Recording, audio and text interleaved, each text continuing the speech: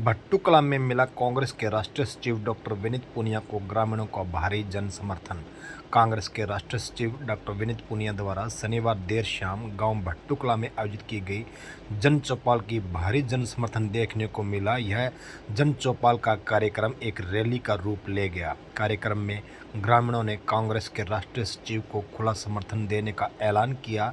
इस दौरान डॉक्टर पूनिया ने कांग्रेस की सरकार बनाने पर भट्टूकला को तहसील का दर्जा देने का वादा किया। कार्यक्रम में उमड़ी भीड़ से गदगद डॉक्टर पूनिया ने अपने संबोधन में कहा कि भाजपा सरकार ने पिछले 10 सालों से लगातार जन विरोधी फैसले लिए हैं, जिस कारण जनता परेशान है। आज बेरोजगारी, महंगाई और अपराध के मामले में हरियाणा प्रथम स्थान पर है। बेरोजगारी के कारण नशा और अपराध तेजी से बढ़ रहा है। युवा नशे की चपेट में आ रहे हैं और घर बर्बाद हो रहे हैं। पिछले 10 वर्षों में भाजपा सरकार में किसान अपनी फसलों को बेचने के लिए धक्के खाते रहे हैं। खाद के लिए किसान दिन रात भूखे प्यासे लाइनों में लगे रहे। 3 दर्जन से ज़्यादा पेपर लीक हुए। हर स्तर पर जमकर भ्रष्टाचार हुआ। प्रदेशवासियों को प्रॉपर्टी परिवार पहचान पत्र पोर्टल के नाम पर उलझाकर रख दिया है।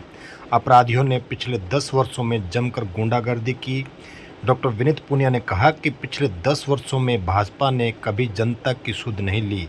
अब लोकसभा चुनाव में नतीजों के बाद अपनी जमीन खिसकती देख चुनाव के समय भाजपा सरकार दिखावे के लिए झूठी घोषणाएं कर रही है।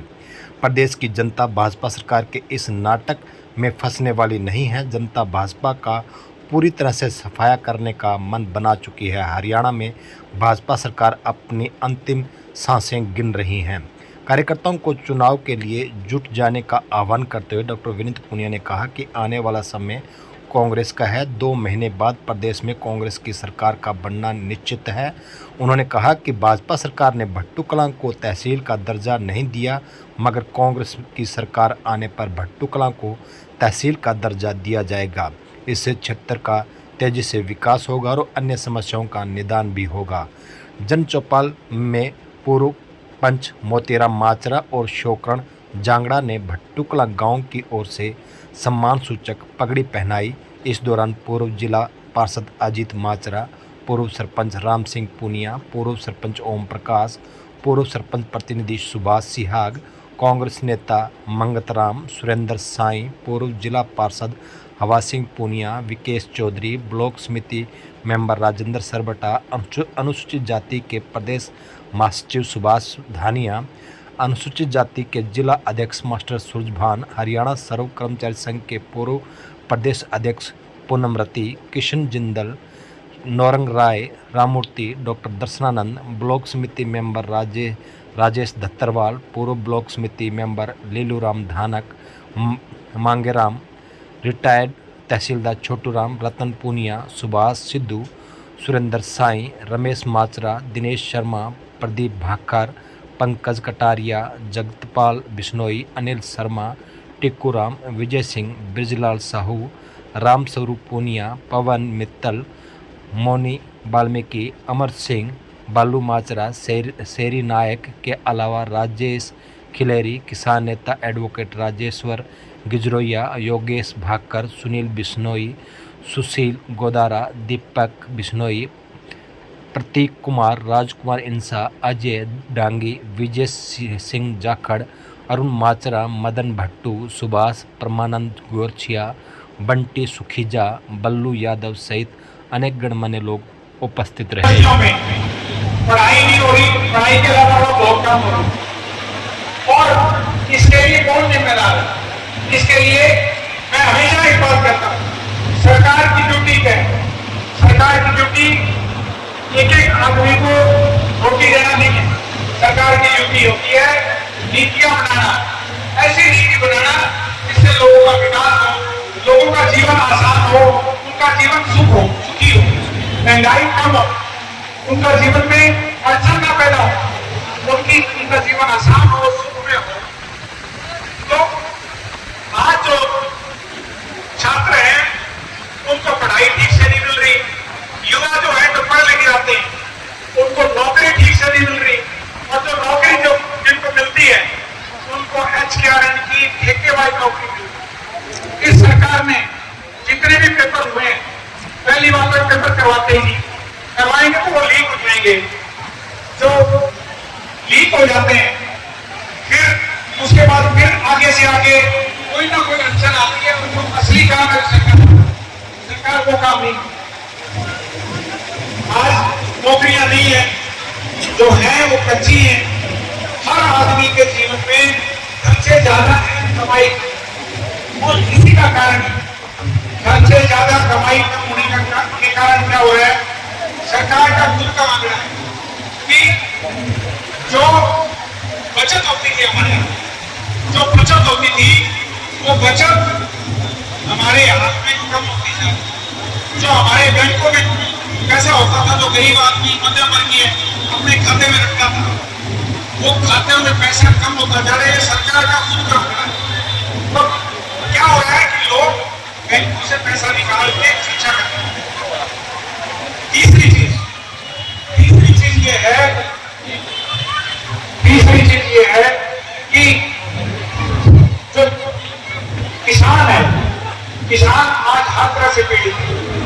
किसान की समस्याएं क्या है, खाद के टाइम खाद नहीं मिलती, बीज के टाइम बीज नहीं मिलता, अगर उसकी फसल का नुकसान हो जाए तो बीमा नहीं मिलता।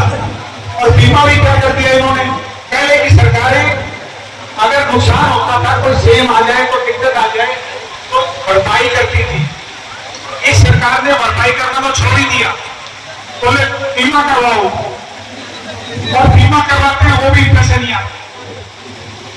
फिर आते हैं अपने महिला शक्ति बनती है, महिलाओं का जीवन इतना मुश्किल कर दिया। माताओं बहनों का महंगाई इतनी ज्यादा होगी, सिलेंडर, हर चीज, आटा, दाल, तेल, सब चीजों में महंगाई बढ़ी। और ये महंगाई कैसे बढ़ी, ये महंगाई सरकार की गलत नीतियों से बढ़ी। ये जो मेरी बहन बैठी है, ये जो देश का भविष्य है, मैं इनके लिए कहना कि इनके जीवन को आसान करना सरकार का फर्ज है, लेकिन सरकार वो फर्ज नहीं निभाती। उसके बाद अगर आप देखोगे तो समाज का हर वर्ग, चाहे वो महिला है, छात्र है, युवा है, किसान है, मजदूर है, मजदूरों की मजदूरी 100 दिन का रोजगार नहीं मिलता, तो मनरेगा में रोजगार 100 दिन का मिला करता, वो 100 दिन का नहीं मिल रहा। जो पहले पट्टी में जो मजदूर है उनको मजदूरी मिलती थी, अब वो साइलो बना दिए अदानी के, सीधा जाके वहां डालते हैं, वो मजदूरों का काम खत्म हो गया। और ये तो शुरुआत है, आगे आगे देखिए होता है। इसी तरह जो आज समाज का जो कर्मचारी है, कोई वर्ग ऐसा नहीं है जो सुखी हो, जो खुश हो, जिसका जीवन बढ़िया हुआ। पिछले 10 साल हमारा जीवन सारे के सारे लोग दुखी होते जा रहे। उसके अलावा जो असली बात, सरकार का काम क्या है, सरकार का काम है बिजली, पानी, सड़क, शिक्षा, स्वास्थ्य देना। बिजली नहीं आती, कहते 24 घंटे आए करेगी, कोई नया बिजली घर नहीं बनाएगा। पिछले 10 साल में इस हरियाणा सरकार ने एक नया बिजली घर नहीं बनाया जिसमें बिजली पैदा हो। पानी की दिक्कत है लोगों को, बिजली की हालत बुरी है, सड़कें टूटी पड़ी हैं, सारे मट्टू इलाके की सड़कें सबसे ज्यादा। अगर इस पूरे हरियाणा में मैं बोलता हूँ और पूरे भारत में मैं गया हूँ राहुल जी के साथ, इतनी बेकार सड़कें कहीं नहीं देखी जितनी हमारे मट्टू में। कहने के लिए ये कहते हैं कोई वो दीवार पिछड़ा है, वो पिछड़ा है, सबसे पिछड़े तो हम मट्टू वाले। फतेहाबाद जिले के अंदर पूरा दुर्व्यवहार हो रहा है और सारी सड़कें टूटी पड़ी। स्वास्थ्य की बात जो है, जो पिछली सरकार ने जो अस्पताल बनाए थे, वो अस्पताल भी आज डॉक्टर नहीं है उनमें। बीकानेर के अंदर एक अस्पताल बना है, वहां पे से हॉस्पिटल चल रहा है, प्राइमरी हेल्थ सेंटर, डॉक्टर नहीं है। फतेहाबाद का जो जिला अस्पताल है, फतेहाबाद के जिला अस्पताल में भगवान ना करे किसी का कोई एक्सीडेंट हो जाए और उसको वहां ले जाए तो वहां से रेफर ही करना पड़ता है, क्योंकि वहां पर सर्जन नहीं है, कोई और जो सर्जन नहीं है तो हड्डियों का इलाज करे, जो सर्जरी करे वो सर्जन नहीं है, कोई रेडियोलॉजिस्ट नहीं। तो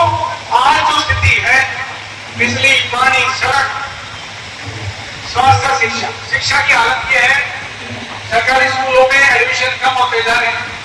वो लोग एडमिशन कराते हैं जिनके पास प्राइवेट स्कूल में फीस देने के पैसे नहीं है, जो मजबूरी में कराते हैं।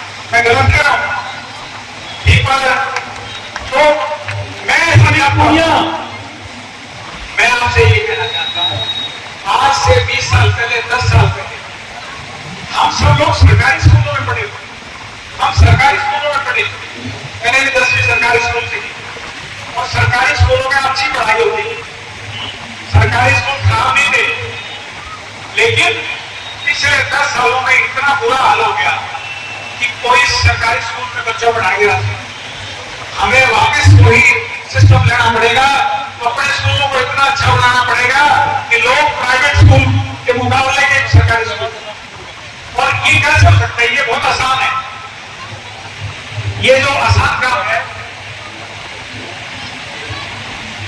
मेरा ये कहना है कि सरकारी स्कूलों में मास्टर तो बहुत अच्छे हैं, उनको ये सरकार पढ़ाने नहीं देती।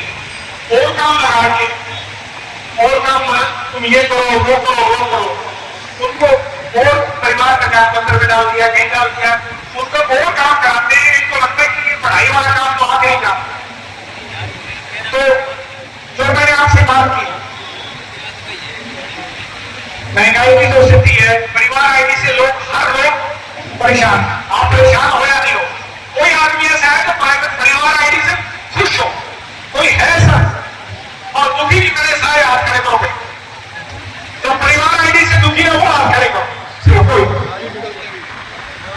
क्या हाल? मेरे को 2 दिन पहले एक कोई साथी मिला, उसने कहा जी मैंने नाम बदलवाना, डिग्री, सारी डिग्रियां बदलवानी है।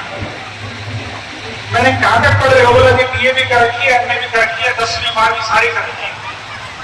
तो बोला मैंने क्यों बदलवा रहे हो नाम? बोला जी परिवार आईडी में नाम डाल लिखा गया होगा, अब वो तो बदल नहीं सकता। मैं सोचता हूँ कि अब डिग्री बदलवा दी। ये हालत आप समझ रहे हो मेरी बात? हालत ये है, परिवार आईडी में किसी की गलत एंट्री होगी, उसको कोई ठीक नहीं कर सकता। मैं कुछ अफसरों से मेरा चंडीगढ़ में, मैंने उनसे पूछा भी ये दिक्कत क्यों है?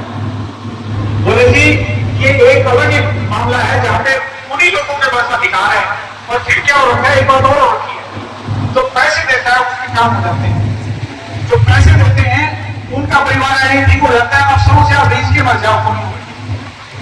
तो आज जो स्थिति है, नशा और अपराध हमारे पास कितना बढ़ा है। मैं कहना चाहता हूं नशा सबसे बड़ा कलंक है इस समाज में, और जो नशे का व्यापार करते हैं, कोई भी हो चाहे वो कितना ही सक्षम हो, कितना ही मजबूत हो, मैं आपको एक बात कहना चाहता हूं, अगर हमने समाज की भलाई करनी है तो नशे के व्यापारियों को ढूंढ ढूंढ के जेल में बंद करना पड़ेगा। नशे के व्यापारियों को जब तक जेल में बंद नहीं करेंगे, और वो कौन हो गए हैं, छोटे छोटे आदमियों को तो वो कुरियर बना देते हैं, गरीब आदमी को कहते तो जाके ले आ दे आ। गरीब आदमी नहीं, असली दोषी वो है जो उनके किंग पिन है, जो उनके बड़े हैं, बड़े जो ऊपर बैठे हैं, जिसके कारण वो नशा आता है और बिकता है। और कोई भी काम ऐसा कैसे हो सकता है कि सरकार को पता ना हो? क्या आप मान सकते हो कि सरकार को पता ना होगी कौन नशा बिकवा रहा है? हरियाणा का बच्चा जानता है, बट्टू का बच्चा जानता है कि कौन बिकवा कर रहा है, किसकी शय बिक रहा है। अगर सरकार की शय ना हो तो ये काम नहीं हो सकता। इसके अलावा जो नशे से क्या होता है, नशे से अपराध बढ़ते हैं, जो लगातार अपराध बढ़ रहे हैं पिछले दिनों में, 10 साल में तो बढ़ रहे हैं। उसका कारण है लोग छोटी चोरियां करते हैं। साधारण लोग, अच्छे घरों के लोग, वो नशे की गर्भपट में जब आ जाते हैं तो छोटी चोरियां करने में मजबूर होते हैं। कोई किसी की स्कूटर चुरा लेगा, कोई स्कूटर की कुछ भी चीजें चुरा लेते हैं, कोई टूट निकाल लेते हैं, टूटियां निकाल लेंगे, छोटी चोरी जाके बेच के आएंगे। उनको नशे के हाथों में इतना मजबूर हो जाते हैं। मेरा ये कहना है, सरकार का काम क्या है? सरकार का काम ये है, और नेता का काम क्या है, मैं उससे भी ज्यादा कहना चाहूंगा। नेता का काम लच्छेदार लंबे लंबे भाषण देना नहीं है। नेता का काम है रास्ता दिखाना। नेता का काम है आपको समाज को अच्छा रास्ता दिखाना। और जो गलत काम कर रहे हैं लोग, उनको या तो मजबूर कर देना कि वो गलत काम ना करें, उनको सुधार देना, और ना सुधरे तो उनको उनकी जगह सुधार करें, जेल में भेज देना। मेरा ये कहना है मेरे प्यारे साथियों, सम्मानित बुजुर्गों, तो आप इतनी भारी संख्या में आज जो आए हो, मैं आपसे एक बात कहना चाहता हूं। अपनी अपनी लड़ाई तो सारे लड़ते हैं, अपनी अपनी लड़ाई सारे लड़ते हैं। आज हमारा वक्त है कि हम फतेहाबाद की लड़ाई लड़ें, फतेहाबाद की लड़ाई लड़ें, फतेहाबाद जिले की लड़ाई लड़ें, फतेहाबाद के लोगों की लड़ाई लड़ें। मैं पूनम जी ने एक बात कही थी, मैं उसको रिपीट कर रहा हूं कि विनीत पुनिया हो सकता है कि टिकट की इच्छा रखता हो सकता है कि विनीत पुनिया चाहता हो कि मैं कांग्रेस पार्टी मेरे को टिकट दे और मैं बढ़िया काम करके दिखाऊं। विनीत पुनिया की इच्छा हो सकती है कि मैं कुछ अच्छा काम करके दिखाऊं। विनीत पुनिया की इच्छा यह भी हो सकती है कि मैं लोगों की सेवा करूं, एक अच्छा नाम बनाऊं। लेकिन विनीत पुनिया की इच्छा को हम साइड में रखें, हम ये सोचे, सारे लोग यहाँ बैठे, तो जन चौपाल में भट्टू गांव के जो जन चौपाल में बैठे लोग हैं, तो हजारों लोग बैठे हैं, ये सोचें कि हमारे लिए क्या की विनीत पुनिया की चिंता विनीत पुनिया को करने देते हो। मैं अपना नाम इसलिए ले रहा हूं कि जो व्यक्ति सामने नहीं है उसका नाम भी लेना चाहिए, और मैं अपना नाम इसीलिए ले रहा हूं कि विनीत पुनिया की चिंता विनीत पुनिया करे, हम चिंता करें फतेहाबाद की, हम चिंता करें हरियाणा की, हम चिंता करें भट्टू गांव की, और भट्टू गांव के जो बच्चे भविष्य रहते हैं हम चिंता करें इनकी। इनकी चिंता कैसे हो, हमें देखना पड़ेगा हमारे लिए बढ़िया नुमाइंदा कौन है, हमारा नुमाइंदा अच्छा कौन है। अच्छा नुमाइंदा कैसे चुनेगा? अच्छा नुमाइंदा चुना जाएगा जैसे राम सिंह जी ने कभी कह रहे थे कि मैं 3 बार यहाँ का सरपंच रहा और मुझे इस बात का फख्र है कि यहाँ के लोगों ने मुझे सेवा का मौका दिया। तो अच्छा नुमाइंदा वो होता है जो लोगों को आगे रखे, अपने आप को पीछे रखे। अच्छा नुमाइंदा वो होता है जो लोगों की इज्जत करे, और सबसे ज्यादा गरीब की इज्जत करे, सबसे ज्यादा किसान की इज्जत करे। अच्छा नुमाइंदा मेरी नजर में वो होता है जो लोगों को अच्छा रास्ता दिखाए, अच्छा रास्ता दिखाए। अच्छा नुमाइंदा वो होता है जो हल्के की आवाज को हरियाणा की सबसे बड़ी पंचायत में सबसे बढ़िया ढंग से उठाए। अच्छा नुमाइंदा वो होता है जो आपके हकों की लड़ाई को अच्छे से लड़े और आपके हक को आपके बीच में लाकर रखे, आपके जो आपकी इच्छा है वो उसको पूरा करे। अच्छा नुमाइंदा वो होता है जो आपके बारे में ज्यादा सोचे, उनके बारे में सबसे आगे। अच्छा नुमाइंदा वो है जो ये सोचे कि मेरे हल्के के लोगों को क्या जरूरत है। हो सकता है कभी कभी हमें अच्छी बात समझ नहीं आती, धीरे धीरे समझ में आती है।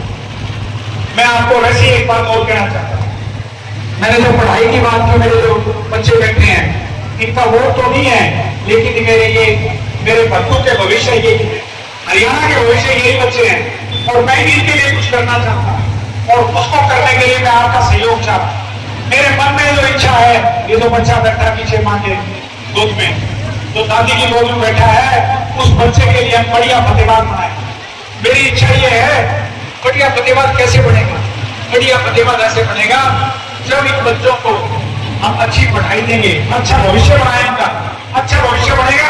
एक बात मेरी नोट कर लेना सारे, जो आगे पीछे की बैठे हैं, जिनको कुर्सी नहीं मिले, जो दूर खड़े हैं।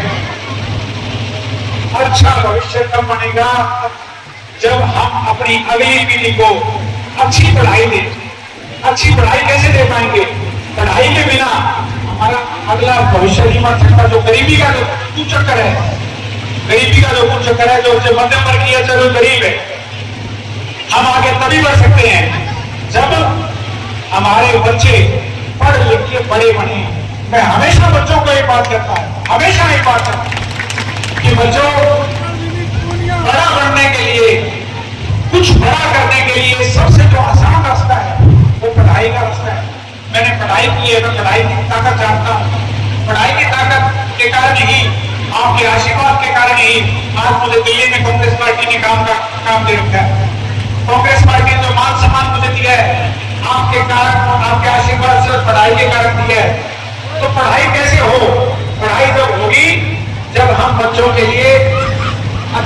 करेंगे।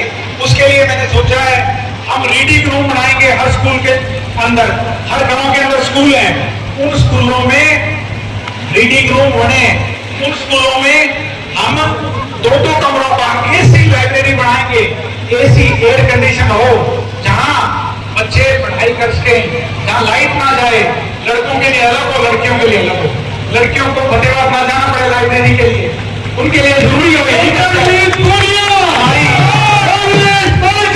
हमारी जो बहन बेटियां बहुएं भी जो आजकल आती हैं, पढ़ी लिखी आती हैं, हमारी बेटियां जब तक पढ़ेगी लिखेंगी नहीं, भविष्य नहीं बन सकता। तो हम अपने बच्चों को पढ़ाई की एक व्यवस्था करें। दूसरी चीज, हर स्कूल के अंदर खेल का मैदान है, सरकारी स्कूल, उन खेल के मैदान को हम अपने बच्चों के लिए, अपने युवाओं के लिए, जो गर्ल्स के स्कूल हैं लड़कियों के लिए भी खोलें, जो बॉयज के स्कूल हैं लड़कों को खोलें, और जहाँ पे हमारे बच्चे शाम को खेलें, फुटबॉल खेलें, क्रिकेट खेलें, वॉलीबॉल खेलें, बास्केटबॉल खेलें, अच्छा भविष्य बनाएं और उस खेल का सामान सरकार दे, 2 आदमियों को रोजगार मिलेगा। तो लाइब्रेरी चलाई, उन्होंने पहले क्या किया? कहना बहुत आसान होता है कि मैं ये करूंगा, बहन जी कहना बहुत आसान है कि मैं ये करूंगा, लेकिन जिसको मौका मिला है उसको हम तोड़ सकते हैं। उसने हमारे लिए आज तक क्या किया? पहले जो जिस आदमी ने पहले कुछ नहीं किया, 2 बार जो फेल हो गया, बाद में भी पास नहीं हो पाएगा। जो विधायक बने, मैं नाम लेके कह रहा हूं बूढ़ाराम जी का, और मुझे कोई चिंता नहीं है इस बात को कहने में कि फतेहाबाद के इतिहास में वो सबसे विफल विधायक, सबसे विफल विधायक हो।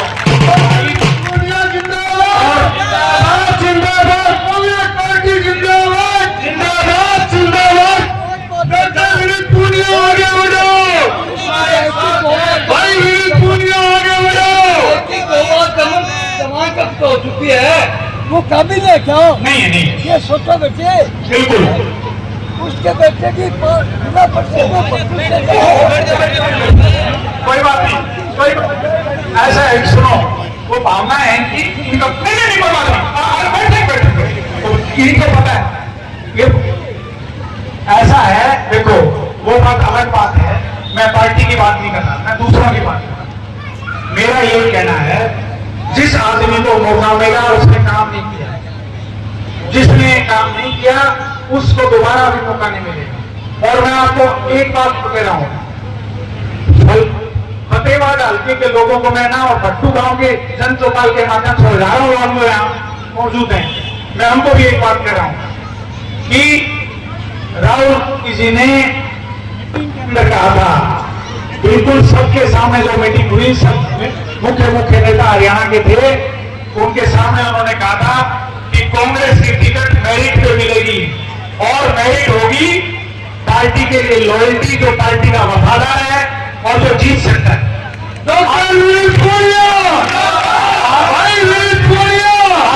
आप ये निश्चित मानो, दल बदलू को जो विधायक बैठे हैं आज, जो आज के दिन विधायक बैठे हैं बीजेपी के, और कहते हैं मैं पार्टी की टिकट ले आऊं, वो कोई रेल की टिकट तो भले ही है, कांग्रेस की टिकट कौन मिले?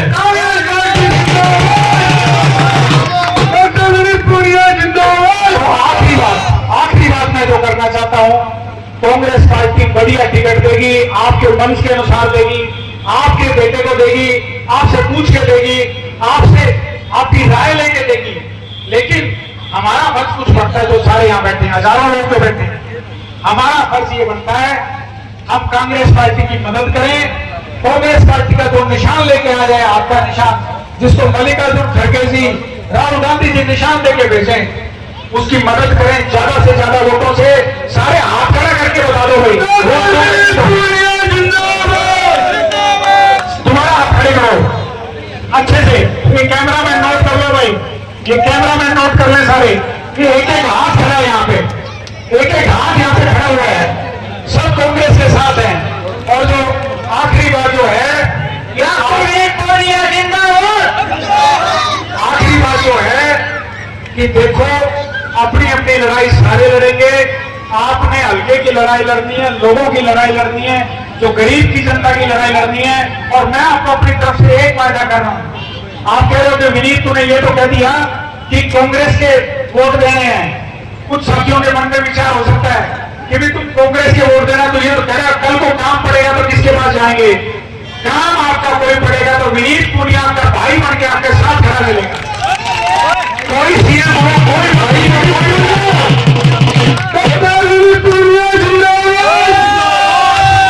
कोई विधायक हो, कोई मंत्री हो, कोई मुख्यमंत्री हो, मैं आपको जो मुझे सम्मान दिया है मल्लिकार्जुन खड़गे जी ने, जो विश्वास और आशीर्वाद दे रखा है श्रीमती सोनिया गांधी जी ने, राहुल गांधी जी ने, उसके दम पे मैं आपको एक बात कह रहा हूं, किसी भी साथी के साथ इनजस्टिस नहीं होने देंगे, अन्याय नहीं होने देंगे, सबको न्याय मिलेगा। आपको